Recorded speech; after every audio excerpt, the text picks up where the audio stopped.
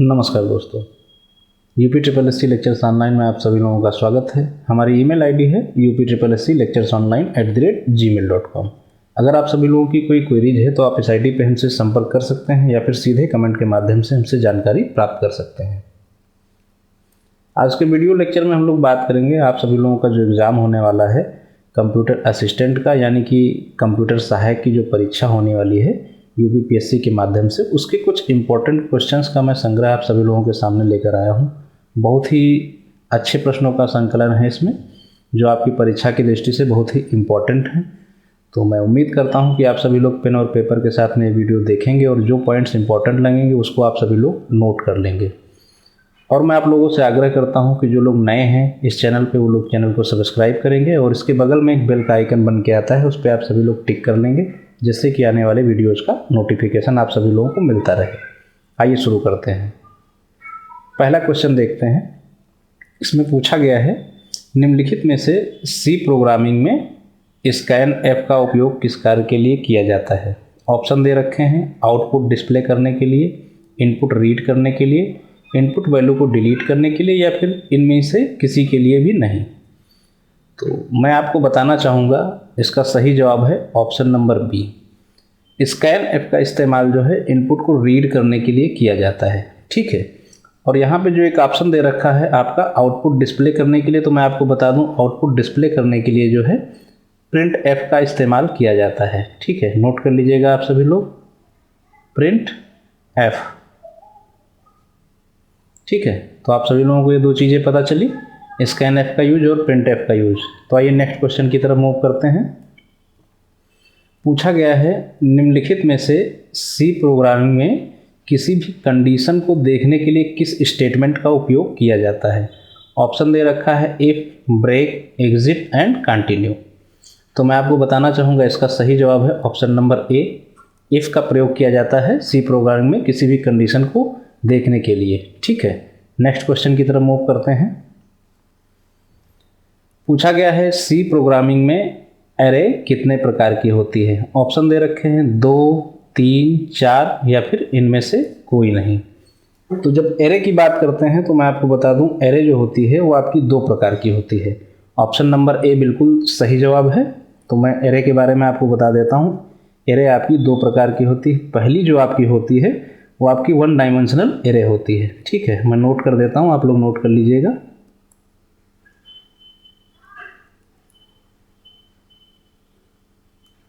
ठीक है। सेकंड जो आपकी होती है वो आपकी होती है मल्टी डायमेंशनल एरे।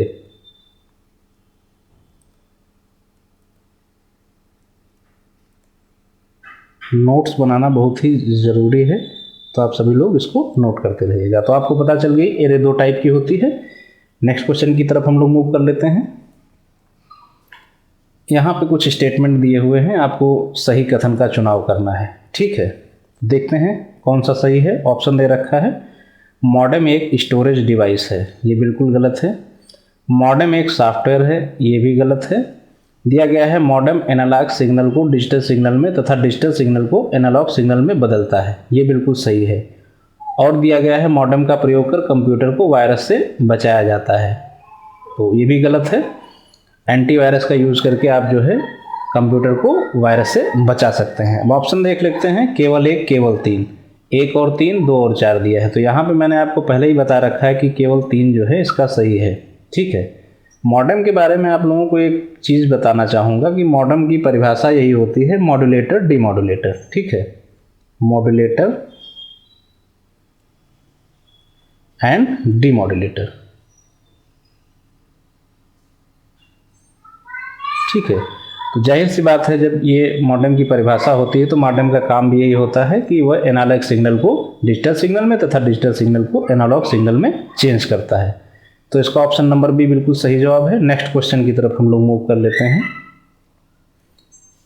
दिया हुआ है आपका 5वां क्वेश्चन, सामान्य टेक्स्ट एडिटर में विंडोज ऑपरेटिंग सिस्टम का पार्ट है। ऑप्शन में दे रखा है Microsoft word, power point, notepad, adobe Photoshop, ठीक है। तो यहाँ पे मैं आपको बता दूं ऑप्शन नंबर सी बिल्कुल सही जवाब है। नोटपैड जो है ये जो है सामान्य text editor Windows operating system का पार्ट है। भाई ये विंडोज़ ऑपरेटिंग सिस्टम में प्री इंस्टॉल होकर आता है, लेकिन बाकी जैसे ये आपका माइक्रोसॉफ्ट वर्ड हो गया, पावर पॉइंट हो गया, एडोब फोटोशॉप हो गया, ये सारी चीज़ें जो है आपको अलग से इंस्टॉल करना पड़ता है। लेकिन नोटपैड जो है आपका ऑपरेटिंग सिस्टम में पहले से ही प्री इंस्टॉल होकर आता है, और ये एक प्रकार का सामान्य टेक्स्ट एडिटर भी है। तो इसका सही जवाब है option number C. Next question देखते हैं। MS वर्ड में कंट्रोल D शॉर्टकट के लिए उपयोग किया जाता है। ठीक है, आप सभी लोगों को मैं बताना चाहूँगा कि MS ऑफिस के जितने भी शॉर्टकट कीज हैं वो सभी चीज़ें आपको बिल्कुल अच्छे तरीके से पता होनी चाहिए। ठीक है, तो यहाँ पे देख लेते हैं क्या दिया है। MS वर्ड में कंट्रोल D शॉर्टकट के लिए उपयोग किया जाता है। ऑप्शन दे रखे हैं सेव डायलॉग बॉक्स खोलने के लिए। ठीक है, तो सेव डायलॉग बॉक्स खोलने के लिए आप क्या यूज़ करते हैं, कंट्रोल S। ठीक है, इसके अलावा आपका दिया है सेव एज डायलॉग बॉक्स खोलने के लिए, तो इसका जो है हम लोग यूज़ करते हैं F12 से। ठीक है, F12 प्रेस करने से सेव एज का डायलॉग बॉक्स ओपन हो जाता है। नेक्स्ट आपका दिया है ओपन डायलॉग बॉक्स खोलने के लिए, तो ओपन डायलॉग बॉक्स खोलने के लिए हम लोग क्या करते हैं, कंट्रोल O शॉर्टकट की यूज़ करते हैं। इसके बाद आपका दिया गया है फॉन्ट डायलॉग बॉक्स खोलने के लिए, तो इसके लिए हम लोग जो है कंट्रोल D का यूज़ करते हैं। ठीक है, तो नेक्स्ट क्वेश्चन हम लोग देखते हैं। इसका सही जवाब जो होगा वो आपका ऑप्शन नंबर D होगा। फॉन्ट डायलॉग बॉक्स खोलने के लिए कंट्रोल D शॉर्टकट की का प्रयोग किया जाता है। नेक्स्ट क्वेश्चन हम लोग देख लेते हैं। नेक्स्ट क्वेश्चन है डिस्क ट्रैकों और सेक्टरों में विभाजित करने की प्रक्रिया कहलाती है। ऑप्शन दे रखा है installing, formatting, tracking and crashing. तो जब भी हम डिस्क के ट्रैकों को कई सेक्टरों में विभाजित करते हैं, डिस्क को ट्रैकों और सेक्टरों में विभाजित करते हैं, तो यह प्रक्रिया जो है आपकी फॉर्मेटिंग कहलाती है। ठीक है, तो ऑप्शन नंबर 20 का बिल्कुल सही जवाब है। नेक्स्ट देख लेते हैं।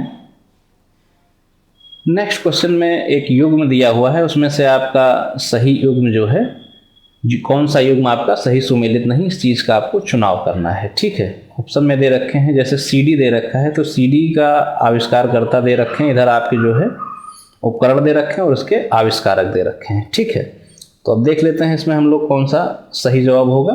तो पहला दे रखा है आपका CD और उसके आविष्कारक दे रखे हैं डीनस C हाइस। ठीक है, तो भाई CD के जो आविष्कारकर्ता थे वो आपके थे कौन, जेम्स T रूसेल। ठीक है, मैं लिख देता हूँ जेम्स T रूसेल। और जो डेनिस C हाइस हैं, इन्होंने क्या इन्वेंट किया था, इन्होंने जो है PC मॉडेम का जो है इन्वेंशन किया था। कब किया था, 1977 में। इसके अलावा माउस का दे रखा है डगलस एंजलबर्ट, सही है। फ़ोन का ग्राहम बेल सही है। कंप्यूटर का चार्ल्स बेबेज, ये भी सही है। तो इसमें आपका पूछा गया था निम्नलिखित में से कौन सा युग्म सही सुमेलित नहीं है। ठीक है, तो ये आपका पहला ऑप्शन ए जो है CD वाला, ये जो है आपका सही सुमेलित नहीं था, तो इसको जो है आप लोग टिक करेंगे। ठीक है, इसका सही जवाब है option number A. Next question देख लेते हैं। दिया गया है MS वर्ड में सबसे छोटा और सबसे बड़ा फॉन्ट कौन सा होता है। MS ऑफिस में जब भी आप कोई चीज़ लिखते हैं तो फॉन्ट का सिलेक्शन करते हैं कि कितने नंबर का फॉन्ट रहेगा, कितना छोटा और कितना बड़ा। तो उसी में से पूछा गया सबसे छोटा और सबसे बड़ा फॉन्ट कौन सा है। ऑप्शन दे रखा है smallest 5 and largest 72, smallest 8 and largest 72, smallest 8 and largest 70, smallest 5 and largest 70। ठीक है, तो मैं आपको बता दूं कि इसका जो सही जवाब होगा आपका होगा ऑप्शन नंबर बी। सबसे छोटा नंबर आपका 8 होता है और सबसे लार्जेस्ट आपका 72 होता है। 8 एंड 72 है, सबसे smallest 8 and largest 72। Option number B बिल्कुल सही जवाब है। नेक्स्ट क्वेश्चन देखते हैं। स्ट्रीम के प्लेबैक के दौरान होने वाली देरी को क्या कहा जाता है। जब भी स्ट्रीम का प्लेबैक होता है उसके दौरान होने वाली डिले को क्या कहते हैं। ऑप्शन दे रखा है stream delay, playback delay, event delay and jitter. ये क्वेश्चन कई एग्जाम्स में पूछा गया है, जनरली O लेवल में तो पूछा ही जाता है। ठीक है, तो इसको थोड़ा सा आप लोग ध्यान दे दीजिएगा। मैं आपको बता दूं इसका सही जवाब है option number D, jitter. Jitter क्या होता है, जिटर को नेटवर्किंग की भाषा में कहें तो यह एक प्रकार की डिले है। ठीक है, डिले है या फिर आप कह सकते हैं वेरिएशन है। ठीक है, ठीक है। जिटर एक प्रकार की जो है नेटवर्किंग की भाषा में डिले या फिर वेरिएशन है। कहने का मतलब ये है कि ये एक प्रकार की डिले होती है जब एक सिग्नल को ट्रांसमिट किया जाता है और जब उसे रिसीव किया जाता है। ठीक है, तो इसका सही जवाब है option number D, jitter. Next question देख लेते हैं।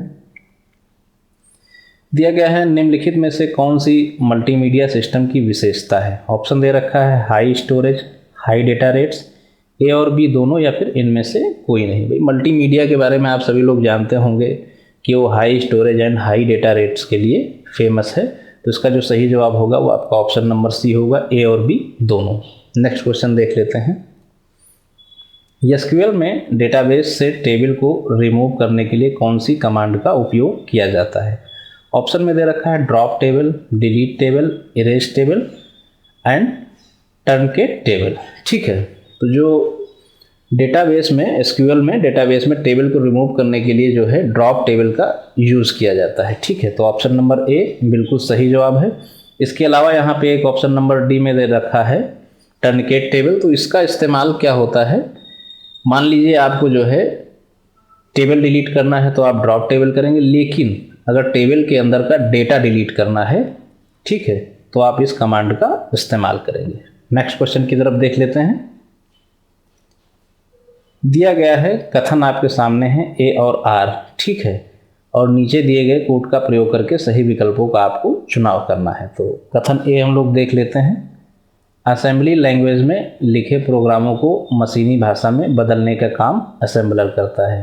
कथन आर है, यह एक ऐसा सॉफ्टवेयर होता है जो किसी टेक्स्ट फाइल में लिखे गए विभिन्न असेंबल कोड्स को कंप्यूटर की मशीनी भाषा में कन्वर्ट करके कंप्यूटर सीपीयू पर प्रोसेस करता है। ठीक है, अब यहाँ पे दे रखा है ए तथा आर दोनों सही हैं, तो ये भी सही है आपका और ये भी सही है।